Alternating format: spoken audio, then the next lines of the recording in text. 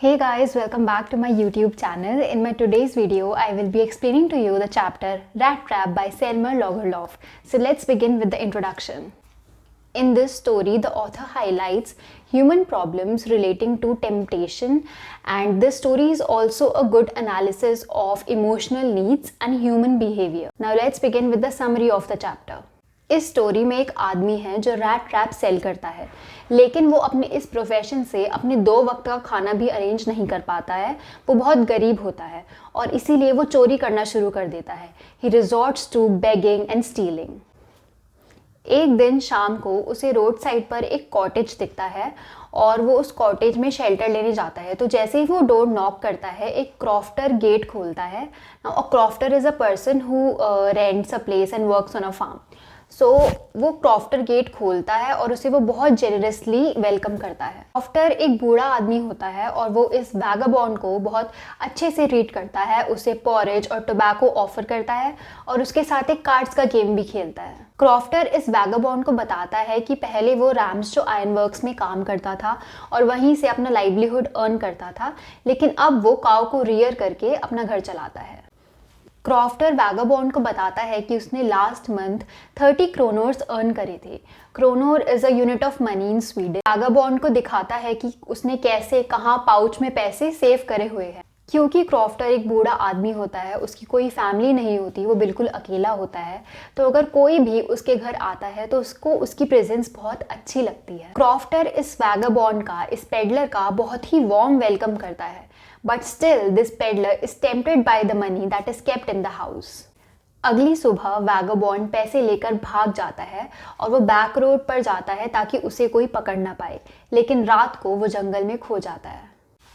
वो जंगल में खो जाता है, वो इधर उधर घूमता है और तभी उसे रियलाइज़ होता है कि वो एक रैट ट्रैप में फंस गया है। जो पैसे उसने चुराए होते हैं वो पैसे लालच होते हैं और वो इस लालच में फंस चुका होता है और इसे वो रैट ट्रैप समझता है। क्योंकि वो जंगल में खो जाता है और वो बहुत ही ज़्यादा थक जाता है, तभी उसे एक आवाज़ आती है। He hears the thumping sound of hammering and smelting. जंगल के बीचों बीच वो देखता है ब्लैकस्मिथ्स अपना काम कर रहे होते हैं। Blacksmith is a person who repairs the iron by hand.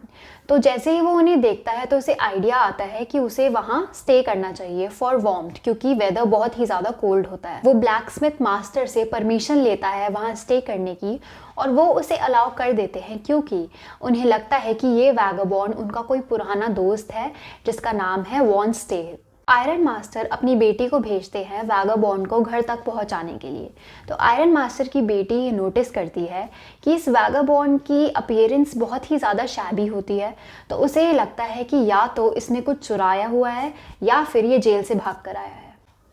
Peddler को फिर नहलाया जाता है, स्क्रब करा जाता है, उसे हेयर कट देते हैं, शेव करते हैं और उसे एक पुराना ओल्ड क्लॉथ देते हैं पहनने के लिए जो आयरन मास्टर का होता है। अगली सुबह आयरन मास्टर को रियलाइज़ होता है कि उनसे गलती हुई है इस इंसान को पहचानने में।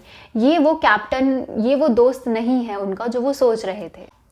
आयरन मास्टर जैसे ही शेरिफ को बुलाने वाला होता है तो ये पेडलर बहुत ही ज़्यादा डर जाता है, बहुत गुस्से में आ जाता है और वो टेबल को अपनी फिस्ट से हिट करता है और वो बोलता है कि ये वर्ल्ड रैट ट्रैप है और यहाँ पर कोई भी कभी भी कैसे भी फंस सकता है। वो आयरन मास्टर को बोलता है कि वो भी वहाँ पर फंस सकता है। आयरन मास्टर पेडलर से इम्प्रेस हो जाता है, लेकिन तब भी वो उसे वहाँ से जाने के लिए बोलता है। तभी आयरन मास्टर की जो डॉटर होती है एडला, वो अपने फादर को कन्विंस करती है कि क्रिसमस के लिए पेडलर को उनके साथ ही रुकना चाहिए, उनके साथ ही सेलिब्रेट करना चाहिए। उसके बाद पेडलर को अच्छा खाना प्रोवाइड होता है और वो यहाँ रामजोस आयरन वर्क्स में सो जाता है और वो ऐसे सोता है जैसे वो कभी सेफली इतने सालों में कहीं सोया ही ना हो। जो सूट उसने पहना होता है वो उसे एज अ क्रिसमस गिफ्ट मिलता है। उसके बाद आयरन मास्टर और उनकी बेटी एडला चर्च चले जाते हैं, जहाँ उन्हें पता चलता है उस 30 क्रोनोर्स की चोरी का जो क्रॉफ्टर के घर में हुई होती है। वही एडला को बहुत ही ज़्यादा डिजेक्टेड, चीटेड फील होता है और यही आयरन मास्टर को बहुत गुस्सा आ रहा होता है कि कैसे उन्होंने एक चोर को अपने घर में रहने दिया। जैसे ही वो लोग घर आते हैं वो देखते हैं कि वहाँ पर पेडलर नहीं होता, वो जा चुका होता है, लेकिन उसने एडला के लिए एक गिफ्ट छोड़ा होता है। वो गिफ्ट में देखते हैं कि एक रैट ट्रैप होता है, वो 30 क्रोनोर्स होते हैं जो उसने चुराए होते हैं और एक लेटर होता है, a letter of confession and regret.